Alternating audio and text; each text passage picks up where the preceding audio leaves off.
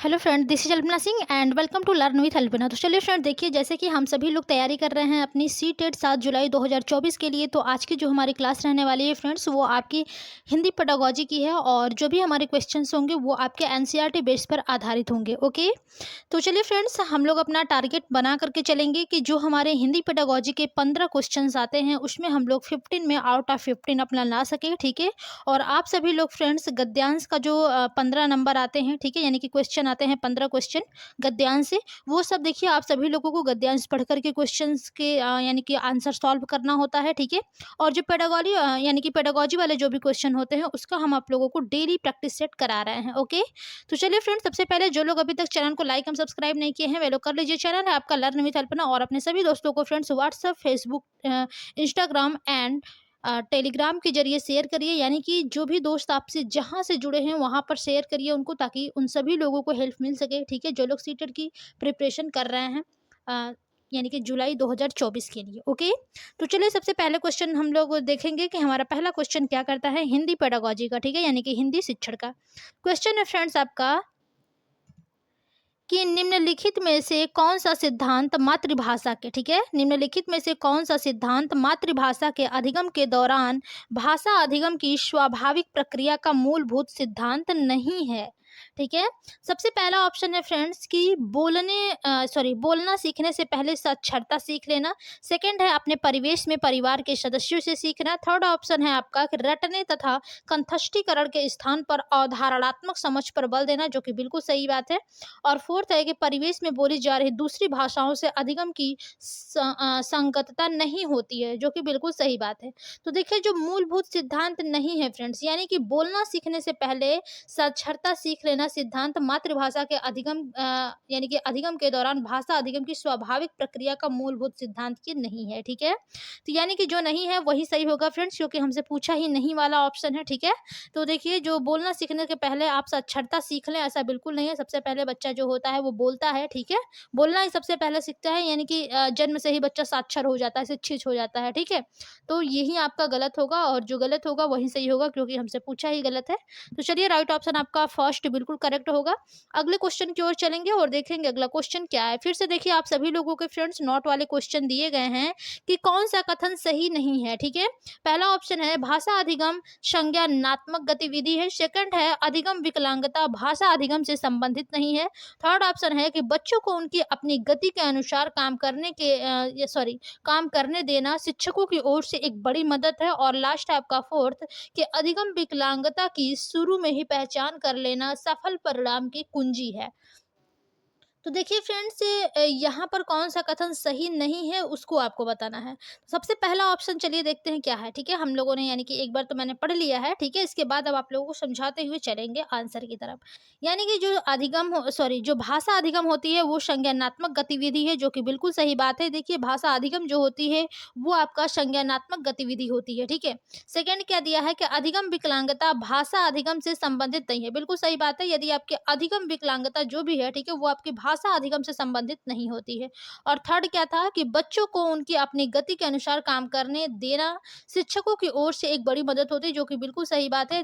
जैसा कि आप सभी लोग फ्रेंड्स जानते हैं कि आज की जो भी हमारी शिक्षा हो गई है, ठीक है, बच्चों के लिए वो बाल केंद्र शिक्षा है। तो शिक्षकों की तरफ से यानी कि टीचर्स की तरफ से बच्चों को ये मौका देना चाहिए। ठीक है, कि जो बच्चा है वो अपने अनुसार, ठीक है, अपने गति के अनुसार कार्य करे। ठीक है, तो इसमें बच्चे को एक बहुत बड़ी मदद मिलती है टीचर्स की तरफ से। ठीक है, तो यानी कि फ्रेंड्स, ये देखिए, ये तीनों ऑप्शन आपके बिल्कुल सही है। यानी कि लास्ट आपका जो बचता है वही गलत होगा कि जो अधिगम विकलांगता है उसकी शुरुआत में ही पहचान कर लेना सफल परिणाम की कुंजी है। तो ऐसा बिल्कुल नहीं है कि यदि आप किसी बच्चे को, यानी कि बच्चा सीखने में विकलांग है, ठीक है, अधिगम विकलांगता, अधिगम का मतलब ही होता है लर्निंग यानी कि सीखना।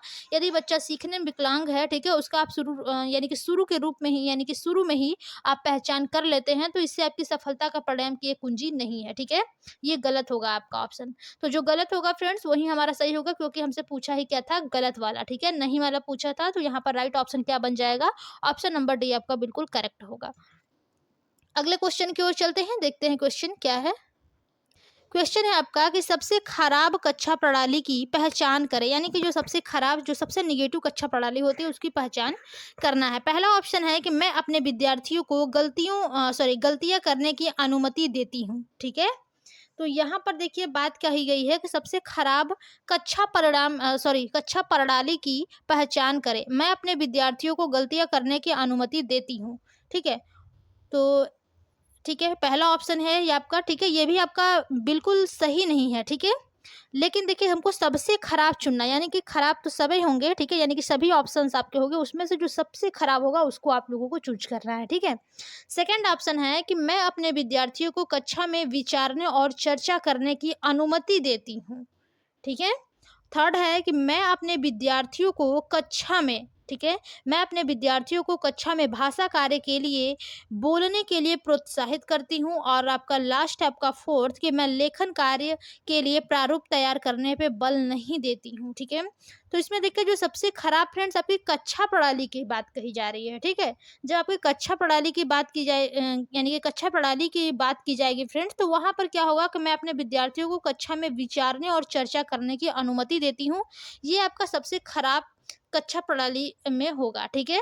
तो जो राइट ऑप्शन होगा, जो खराब होगा वही हमारा सबसे करेक्ट होगा। तो यहाँ पर राइट ऑप्शन क्या हो जाएगा, ऑप्शन नंबर बी बिल्कुल करेक्ट होगा। ओके, चलिए अगले क्वेश्चन की ओर चलते हैं और देखेंगे हमारा अगला क्वेश्चन क्या कहता है। जो भी आप लोगों को यानी कि कंफ्यूजन हो, ठीक है, जो भी आप लोगों को समझ में ना आ रहा हो, आप लोग हमें कमेंट बॉक्स में कमेंट करके बता सकते हैं। अगला क्वेश्चन है कि निम्नलिखित में से कौन सा पठन का विशिष्ट कारण नहीं है। ध्यान दीजिएगा, फिर से आपसे नोट वाले क्वेश्चन पूछे गए हैं फ्रेंड्स, ठीक है। ये आपका देखिए जो हम करा रहे हैं, आपका ये जो प्रीवियस ईयर क्वेश्चन पेपर है आपका, ठीक है। ये देखिए यानी कि 2023 में हुआ था इसका पेपर, ठीक है। यानी कि ये जो हम क्वेश्चन पेपर आपको सॉल्व करा रहे हैं, ये आपका 30 जनवरी 2023 को पूछा गया सारा ये क्वेश्चन है हिंदी पेडागोजी का, ठीक है। अब यहाँ पर आपको बताना है कि निम्नलिखित में से कौन सा पठन का विशिष्ट कारण नहीं है। पहला ऑप्शन है पाठ्य सामग्री में किसी विशिष्ट वाक्य से निष्कर्ष निकालना, ठीक है। सेकंड है कि अनुच्छेद का सारांश लिखना। और थर्ड ऑप्शन है कि अनुच्छेद में भिन्न भिन्न विचारों के बीच संबंध यानी कि जुड़ाव को समझना। और लास्ट आपका फोर्थ है कि अनुच्छेद में अलग अलग शब्दों के वाक्य भेद यानी कि पार्ट ऑफ स्पीच की पहचान करना। तो देखिए फ्रेंड्स, जो पठन का विशिष्ट कारण है वो जो नहीं है, ठीक है, यानी कि देखिए निष्कर्ष निकालना ये भी एक कारण है, ठीक है। अनुच्छेद का सारांश लिखना ये भी आपका एक कारण है। और भिन्न भिन्न विचारों के बीच उसमें जुड़ाव को समझना ये भी आपका एक कारण है।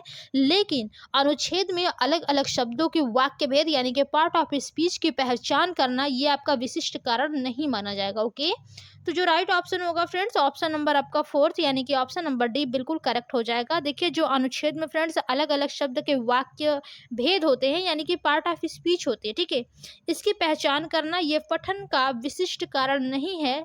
जबकि देखिए जो भी आपके अन्य विकल्प दिए गए हैं ऑप्शंस, वो आप सभी के पठन के विशिष्ट कारण हेतु संगत हैं, ठीक है, यानी कि विशिष्ट कारणों के लिए संगत है, ठीक है। तो यहाँ पर राइट ऑप्शन आपका फोर्थ बिल्कुल करेक्ट हो जाएगा। चलिए अगले क्वेश्चन की ओर चलते हैं, देखते हैं अगला क्वेश्चन हमारा क्या कहता है। अगला क्वेश्चन है आपका कि निम्नलिखित में से कौन सा भाषा शिक्षा की अवधारणा नहीं है। देखिए ये जितने भी आपसे क्वेश्चन हमें लगता है पूछा गया है 31 जनवरी 2023 को, सारे आपके देखिए अब तक के नोट वाले क्वेश्चन ही पूछे जा रहे हैं, ठीक है। कि निम्नलिखित में से कौन सा भाषा शिक्षा की अवधारणा नहीं है। पहला ऑप्शन है भाषा अंतरण यानी कि ट्रांसलैंग्वेजिंग, ठीक है, ट्रांसलैंग्वेजिंग। ये देखिए बहुत ही ज़्यादा आप यानी कि अब के क्वेश्चन पेपर में ये सब क्वेश्चन पूछे जा रहे हैं, ठीक है। सेकंड है समूह या फिर संग्रह।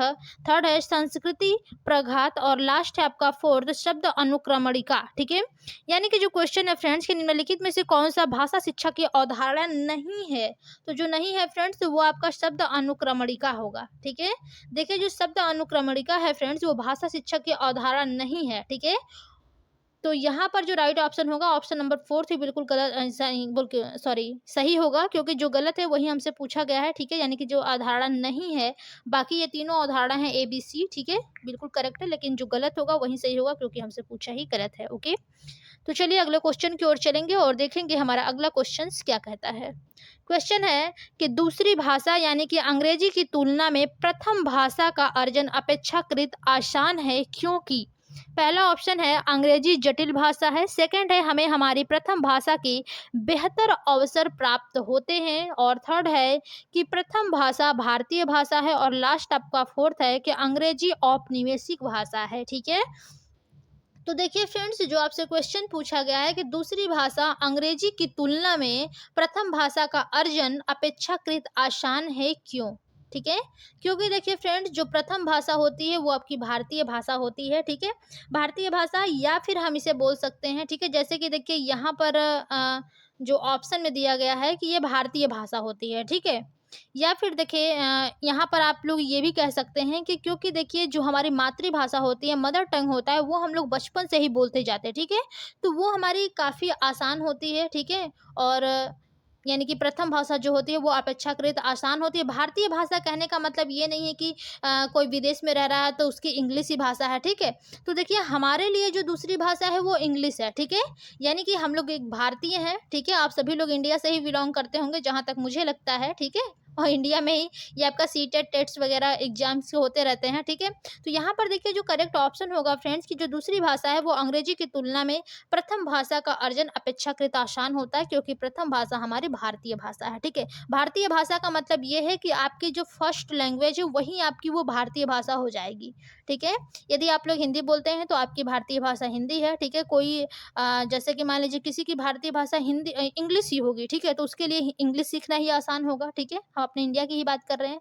कोई तेलुगु बोलता है, कन्नड़ बोलता है, जो भी बोलता है। ठीक है, तो उसकी जो प्रथम भाषा जो भी है वो उसकी एक भारतीय भाषा, अपनी भाषा होती है। ठीक है, तो इसलिए हमारा यहाँ पर थर्ड ऑप्शन बिल्कुल सही होगा, क्योंकि देखिए हम पोल में भी ये क्वेश्चंस डाले थे तो काफ़ी लोगों के कमेंट्स आए थे। ठीक है, लेकिन यहाँ पर आपका जो राइट ऑप्शन होगा फ्रेंड्स, वो आपका ऑप्शन नंबर सी ही बिल्कुल करेक्ट हो जाएगा। ओके, चलिए अगले क्वेश्चन की ओर चलते हैं और देखेंगे हमारा अगला क्वेश्चन क्या है।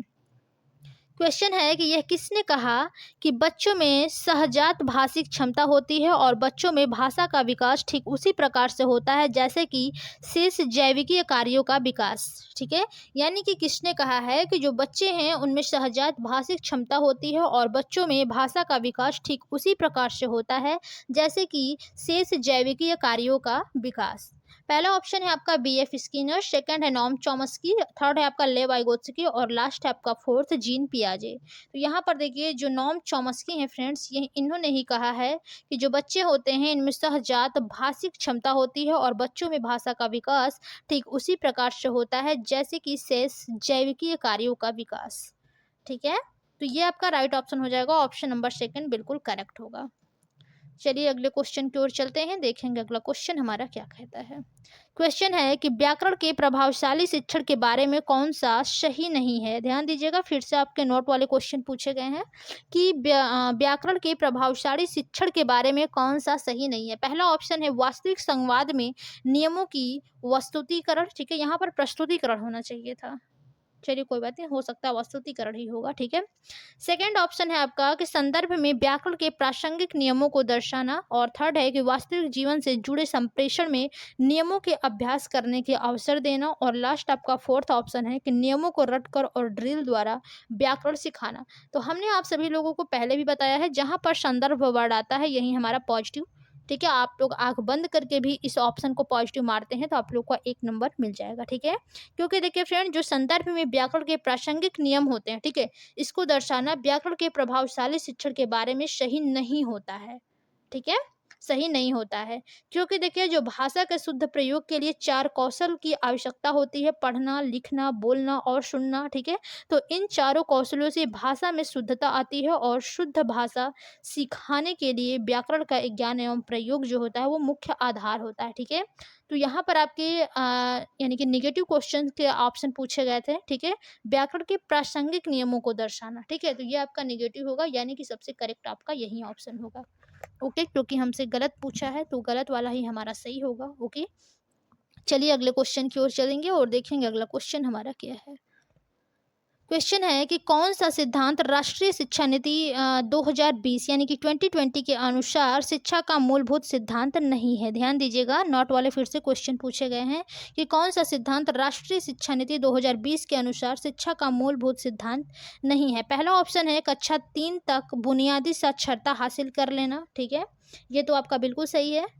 सेकंड है कि कला और विज्ञान में संबद्धता, ये भी बिल्कुल सही बात है। थर्ड है कि रटने की प्रवृत्ति और परीक्षाओं के लिए पढ़ने के स्थान पर अवधारणात्मक समझ पर बल देना, ये भी बिल्कुल सही बात है। और लास्ट है आपका फोर्थ कि सतत आकलन के लिए योगात्मक आकलन एक मुख्य प्रक्रिया के रूप में, तो ये आपका बिल्कुल गलत है। ठीक है, तो जो गलत होगा फ्रेंड्स वही हमारा सही होगा, क्योंकि हमसे नॉट वाले क्वेश्चन पूछे यानी कि गलत वाला ऑप्शन पूछा है।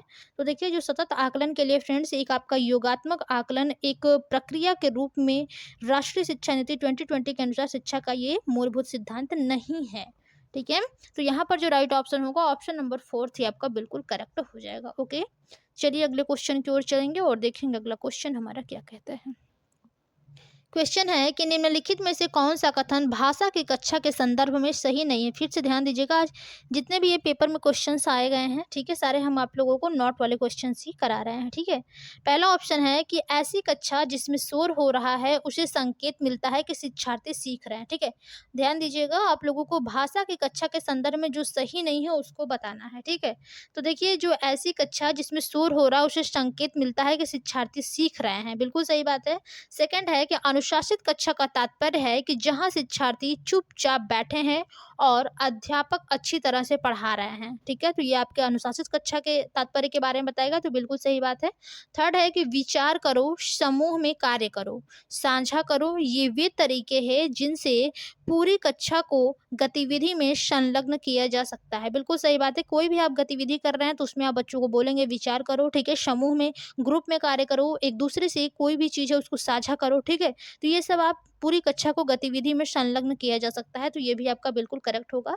और लास्ट आपका फोर्थ ऑप्शन है कि एक अध्यापिका विद्यार्थियों को कहानी का रोल प्ले करने के लिए कहती है। ठीक है, तो देखिए जब आप भाषा कक्षा में आप बोलेंगे कि जो अध्यापिका है वो विद्यार्थियों को कहानी का रोल प्ले करने के लिए कहेगी। ठीक है, तो ये देखिए जो कथन होगा फ्रेंड्स वो भाषा के कक्षा के संदर्भ में सही नहीं होगा, जबकि देखिए जो अन्य विकल्प है वो काफ़ी इससे बेटर हैं। ठीक है, तो यहाँ पर आपका बिल्कुल करेक्ट ऑप्शन क्या हो जाएगा, जो गलत होगा वही सही होगा, यानी कि राइट ऑप्शन जो होगा ऑप्शन नंबर फोर्थ बिल्कुल करेक्ट होगा। चलिए अगले क्वेश्चन की ओर चलते हैं और देखेंगे अगला क्वेश्चन हमारा क्या है। क्वेश्चन है कि अनुभवजन्य अधिगम में क्या शामिल नहीं है। फिर से देखिए आप सभी लोगों के नोट वाले क्वेश्चन पूछे गए हैं कि अनुभवजन्य अधिगम में क्या शामिल नहीं है। फर्स्ट ऑप्शन है आपका कथावाचन आधारित शिक्षण शास्त्र। सेकंड है कला एवं खेल समावेशी शिक्षण शास्त्र। थर्ड है दक्षता आधारित अधिगम और शिक्षा। और लास्ट आपका फोर्थ है कि विषयों के बारे में अंग्रेजी में सोचना और बोलना। तो देखिए जो एक्सपीरियंस यानी कि जो एक्सपीरियंसिव जो आपकी लर्निंग होती है, ठीक है, इसमें क्या शामिल नहीं होता, यानी कि जो अनुभवजन्य अधिगम होता है इसमें क्या शामिल नहीं होता। तो देखिए जो कला एवं खेल समावेशी शिक्षण शास्त्र होते हैं फ्रेंड्स, वो आपके जो अनुभवजन्य अधिगम होते हैं, ठीक है, उसमें शामिल नहीं होते हैं, बाकी सब आपके शामिल होते हैं। ठीक है, तो जो नहीं होगा वही सही होगा, क्योंकि हमसे पूछा ही नहीं है। तो यहाँ पर जो राइट ऑप्शन होगा फ्रेंड्स ऑप्शन नंबर आपका सेकंड बिल्कुल करेक्ट होगा। ओके, चलिए अगले क्वेश्चन की ओर चलेंगे। क्वेश्चन थोड़े लॉन्ग है ये वाले, ठीक है, ध्यान दीजिएगा। क्वेश्चन है कि निम्नलिखित में से कौन सी युक्ति चुनौतीपूर्ण बच्चों को सहायता देने के संदर्भ में संगतपूर्ण नहीं है। फिर से देखिए नोट वाले क्वेश्चन है कि निम्नलिखित में से कौन सी युक्ति चुनौतीपूर्ण बच्चों को सहायता देने के संदर्भ में संगतपूर्ण नहीं है। पहला ऑप्शन है इसमें कि अध्यापक को कक्षा में अधिगम विकलांगता की पहचान करने के लिए अभिभावकों और सहयोगी अध्यापकों से मदद लेनी चाहिए। ठीक है, बिल्कुल सही बात है। सेकंड आपका है कि अधिगम विकलांगताओं की पहचान जितनी जल्दी हो सके कर लेनी चाहिए। बिल्कुल सही बात है, यदि आप अधिगम विकलांगताओं की पहचान जल्दी कर लेते हैं तो उनको एक अच्छी शिक्षा देंगे। ठीक है, यानी कि आपने शिक्षण पद्धति जो है उसमें चेंज करके उन विकलांगताओं को, यानी कि जो भी अधिगम विकलांगताएं वाले बच्चे हैं, ठीक है, उनको अच्छी आप शिक्षा दे सकते हैं पहचान करके। ओके, तो इसलिए जल्दी पहचान करके उनको शिक्षा देनी चाहिए। ठीक है, और थर्ड ऑप्शन है कि अध्यापक को चाहिए कि वह अधिगम विकलांगता वाले शिक्षार्थियों को उनकी गति के अनुसार कार्य करने दे और आत्मनिर्भर बनने में मदद करे।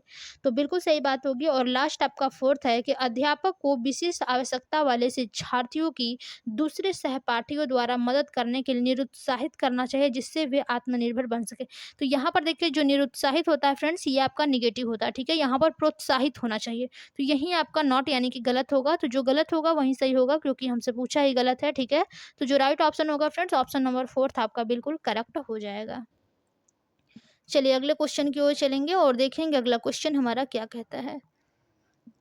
क्वेश्चन है कि सबसे निकृष्ट या फिर अनुचित कक्षा प्रणाली की पहचान करें, यानी कि जो अनुचित कक्षा प्रणाली होती है उसकी पहचान करना। पहला ऑप्शन है पाठ्यपुस्तक में अगला क्या लिखा है, अध्यापक उसके अनुसार योजना बनाता है।